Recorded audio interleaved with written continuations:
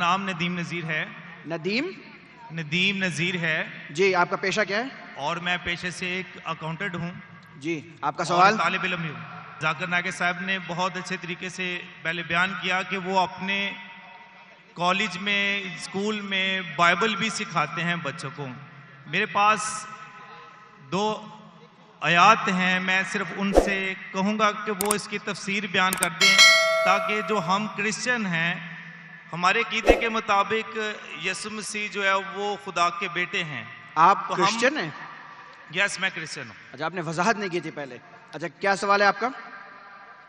میرا کویسچن یہ ہے کہ بائبل مقدس کے اندر کچھ جی وہ آپ جو ریفرنس دے رہے ہیں ریفرنس پڑھیں. جی. گوسپل آف جان 14 اس کی 6 آیت. یسوع نے اس سے کہا کہ راہ، حق اور زندگی میں ہوں، کوئی میرے وسیلہ کے بغیر باپ کے پاس نہیں آتا. اگر تم نے مجھے جانا ہوتا تو میرے باپ کو بھی جانتے، اب اسے جانتے ہو اور دیکھ لیا ہے. فلپس نے اس سے کہا، اے خداوند، باپ کو ہمیں دکھا، یہی ہمیں کافی ہے. یسوع نے اس سے کہا، اے فلپس، میں اتنی مدت سے تمہارے ساتھ ہوں، کیا تو مجھے نہیں جانتا؟ جس نے مجھے دیکھا اس نے باپ کو دیکھا. تو کیوں کر کہتا ہے کہ باپ کو ہمیں دکھا؟ کیا تو یقین نہیں کرتا کہ میں باپ میں ہوں اور باپ مجھ میں ہے؟ یہ باتیں جو میں تم سے کہتا ہوں اپنی طرف سے نہیں کہتا، لیکن باپ مجھ میں رہ کر اپنے کام کرتا ہے. میرا یقین کرو کہ میں باپ میں ہوں اور باپ مجھ میں، نہیں تو میرے کاموں ہی کے سبب سے میرا یقین کرو. میں تم سے سچ کہتا ہوں کہ جو مجھ پر ایمان رکھتا ہے، یہ کام جو میں کرتا ہوں وہ بھی کرے گا، بلکہ اس سے بڑے بڑے کام بھی کرے گا. کیونکہ میں باپ کے پاس جاتا ہوں، اور جو کچھ تم میرے نام سے چاہو گے میں وہی کروں گا، تاکہ باپ بیٹے میں جلال پائے. جی آپ کا سوال؟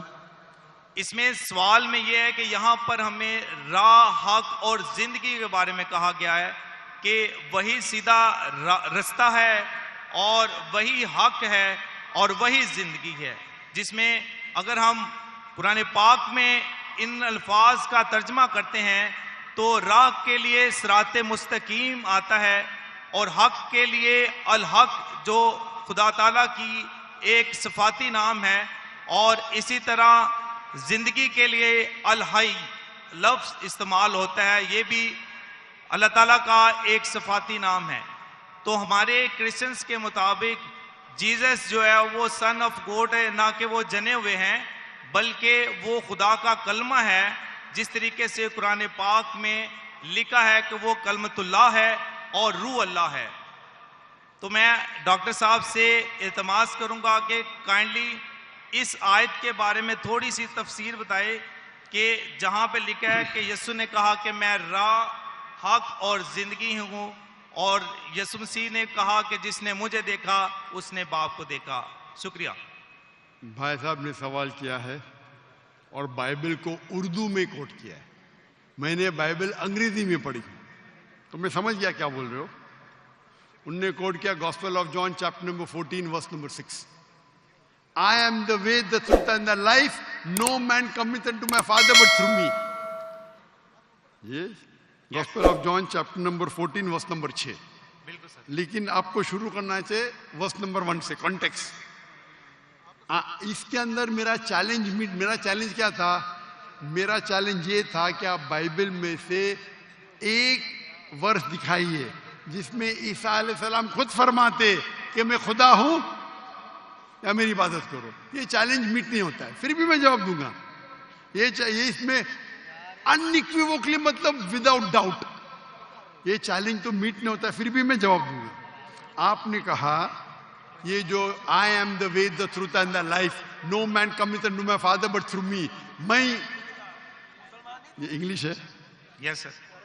یہ اردو میں ترجمہ ذرا اتنا فلوئنٹ نہیں ہوں، انگریزی میں پھٹافٹ کوٹ کر سکتا ہوں. I am the way, the truth and the life. میں رہا ہوں، میں حق ہوں اور میں راستہ ہوں. یس. کوئی بھی شخص میرے طرف نہیں آ سکتا ہے. No man can come unto me. I am the way, the truth and the life. No man come unto me but through this. تو یہ پوچھ رہے ہیں کہ اس کے معنی چھپی ہوئی معنی ہے کہ عیسیٰ علیہ السلام خدا ہے. جب عیسیٰ علیہ السلام کہتے ہیں میں راہ ہوں, میں حق ہوں, تو میں خدا ہوں. برابر کہ نہیں؟ ہاں کہ نہیں؟ جی یہاں پہ وہ بالکل سر, بالکل سر. کر رہے ہیں. جب بھی کہا گیا ہے کہ I am the way, the truth and the life, no man cometh unto me but through me. ہر پیغمبر اپنے دور میں وہی راہ تھا, وہی حق تھا اللہ کی طرف جانے کے لیے.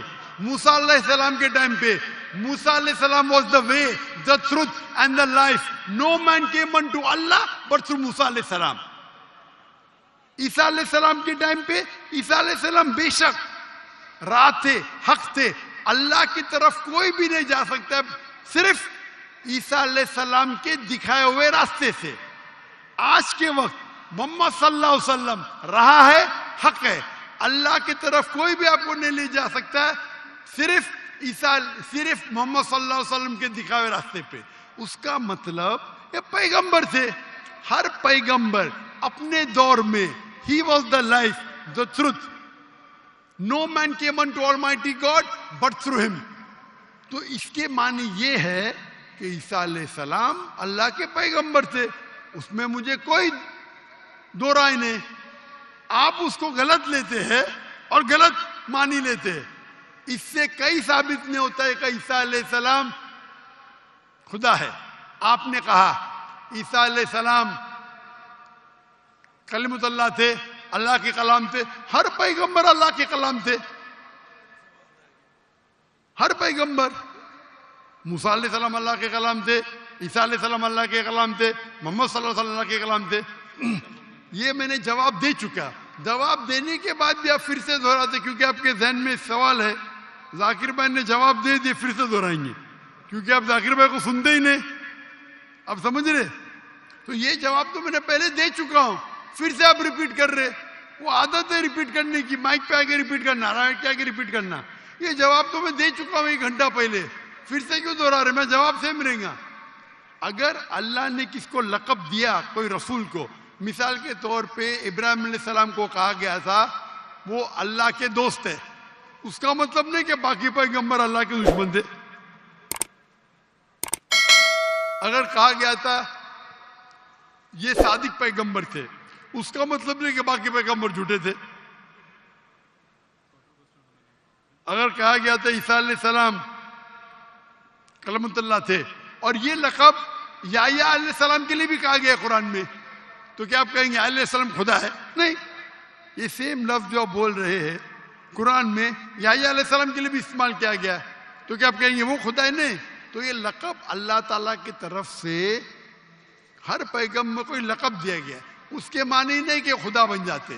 تو یہ جو بائبل کا کوٹ کے gospel of John chapter number 14 verse number 6, اس سے ظاہر ہوتا ہے کہ عیسیٰ علیہ السلام پیغمبر تھے اور سب پیغمبر راہ تھے, حق تھے, اللہ کی طرف راستہ دکھاتے تھے انسانوں کو.